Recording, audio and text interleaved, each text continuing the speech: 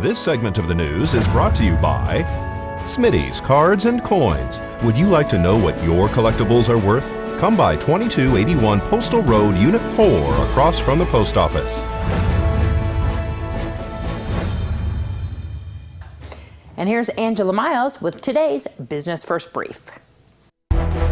Topping our news, a busy day in D.C. Lawmakers are expected to vote today on a $7.9 billion initial installment to assist areas where Hurricane Harvey hit. There's also pressure on Congress to raise the debt ceiling and produce a tax reform package.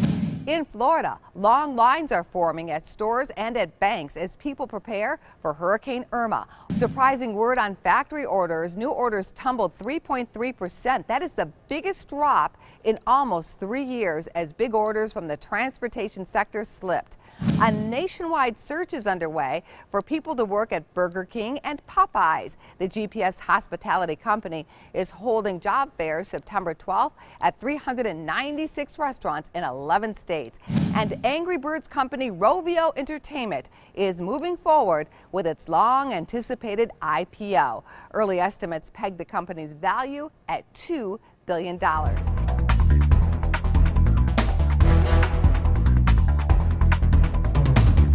And the Board of County Commissioners heard an appeal from a resident whose dogs have been deemed dangerous. Item number 7 is discussion, deliberation, appeal of Nye County Sheriff's Office visit to dangerous dog classification pursuant to Nye County Code 6.40.010 for animals located at 1330 Landmark Avenue. Siobhan Golden is the appellant. Ms. Ryhall, would you please restate the incident on August 1st? Susan Ryhall, R-Y-H-A-L. According to the victim's signed statement provided to me on 7/31, 2 pit bulls were running at large in front of the victim's property and tried to attack her, causing her to defend herself against an attack by hitting the dogs with her front gate. Photos of Siobhan Golden's 2 pit bulls, Royal and Fathead, were shown to the victim and were positively identified as the 2 dogs that tried to attack her in front of her own property. Your statement's correct. Is there anything else you want to add to it? Just that right now I'm having a lot from being so emotionally upset about these dogs.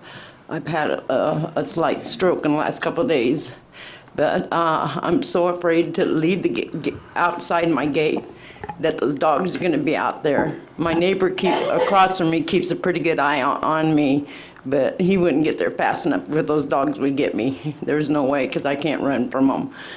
And I just ask that something be done with these dogs, because I'm in fear every day. And I leave at 7 o'clock in the morning. That's when the dogs are out, is at 7 o'clock in the morning, because I take pictures of them now.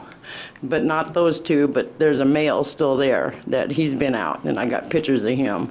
I was getting ready to go to work. I'm a part-time maid, and my gate is big. It pulls in. The female and the males come charging me, snarling, and I took the gate and I slammed them both in the chest. And then they took off and went over to my neighbor's house. And I was stuck there on my property for 20 minutes, and I was late for work because of those dogs, because I was scared to go out there.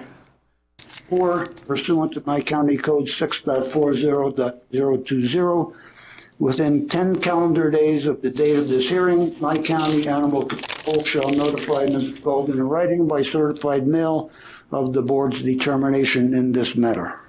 Second. Have a motion and a second. Yeah, I was just going there. Is there any public who has comment on this specific instance who hasn't spoken yet? Anybody moving down there? No. No? All right. And we'll call for the question. All in favor? Aye. Aye. Aye.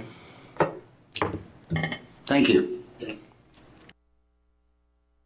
And in today's Senior Tips, our own Tonya Brum has Laura Haywood with her from American First National Bank.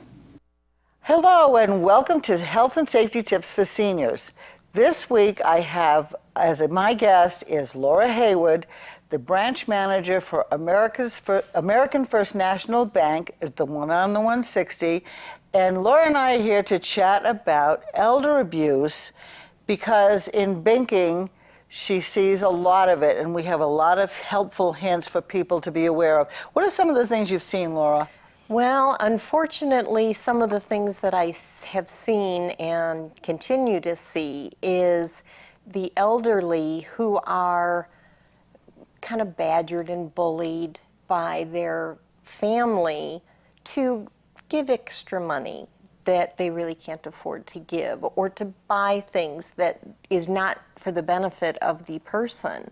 The signs that I see sometimes that are suspicious is when, and you might find this in your own home. I mean, this is something to be watching for. Yeah.